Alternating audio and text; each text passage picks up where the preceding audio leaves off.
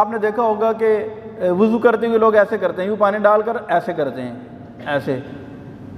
अब ये क्या चीज़ है? ये 8 दिन तक हमने न किसी हदीस में पढ़ा, न किसी फ़िक़्ह की किताब में पढ़ा कि यूँ ऐसे डाल के यूँ ऐसे जो किया जाता है। तो अब ये क्या चीज़ है? ये हमारी समझ से बाहर है। ये वही चीज़ है कि जो हमने देखा देखी सीखी है, किसी को ऐसे करते देखा तो हमने भी करना शुरू कर दिया है, जबकि बाकायदा प्रॉपर धोने का हुक्म है। और धोने के अंदर भी एक बात ज़रूर जहन में रखिएगा कि हमने बेदरेग पानी ज़ाया नहीं करना है। इन्नल मुबज़्ज़िरीन कानू इख़वान अश-शयातीन व कान अश-शैतानु लिरब्बिही कफ़ूरा। ये बेजा जो ज़ाया करना है ना, इसराफ़, ये इसराफ़ भी ठीक नहीं है। टूटी उतनी खोलें कि जितना आसानी से आप वुज़ू कर लें।